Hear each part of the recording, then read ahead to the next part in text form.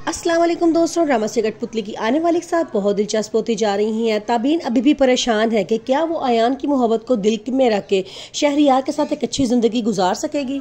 अयान ने उसे ख्वाहिश का इजहार किया होता है। वो कहता है कि जो जेवर मैंने तुम्हें दिया है कल शादी में तुम वही पहनना। अब ताबीन बहुत परेशान होती है। वो अपने दोस्त से कहती है मुझे क्या करना चाहिए, क्या मुझे वो जेवर पहन लेना चाहिए या नहीं पहन लेना चाहिए।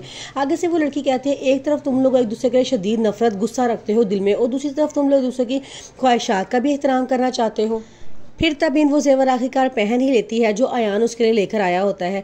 जब अयान उसे दुल्हन बनी देखता है तो अयान की आंखों में भी आंसू आते हैं, क्योंकि वो जानता है कि उसकी ताबीन कभी भी बेवफा नहीं थी। सारा कुछ अरीबा की प्लानिंग थी।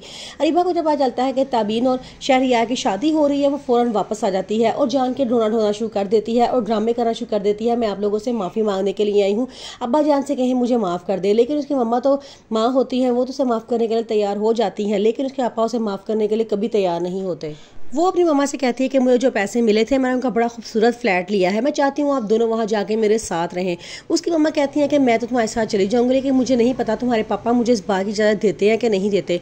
वो आगे से कहती है कि मैं पापा को मना लूँगी, मैं उनसे माफ़ी मांगने आई हूँ, मैं आपसे ही माफ़ी मांगती हूँ। और ये देखें जैसे मुझे पता चला है कि आज ताबीन की शादी है, मैं उसके लिए गिफ्ट भी लेकर आई हूँ। उतनी देर में उसके पापा वहाँ से आते हैं और उसको आगे डांटना शुरू कर देते हैं और कहते हैं ताबीन को तुम्हारे गिफ्टों की कोई ज़रूरत नहीं है, इन्हें तुम अपने पास रखो और तुम यहाँ से निकल जाओ। अरीबा बड़ी माफ़िया मांगती है, लेकिन फिर भी वो उसे वहाँ से निकाल देते हैं। वो कहते हैं कि मैं जानता हूँ तुम्हारी असलियत क्या है और तुम्हारी फितरत है डंक मारना, और तुम किसी भी मौके पे हमें नहीं छोड़ोगी। क्योंकि उसके पापा अपनी बेटी की फितरत को जान चुके होते हैं कि ये अपना मकसद हासिल करने के लिए किसी भी हद तक जा सकती है। वो उसके ड्रामों को और ढोंग को अच्छी तरह जानते हैं, इसलिए वो ताबीन की शादी से उसको भगा देते हैं।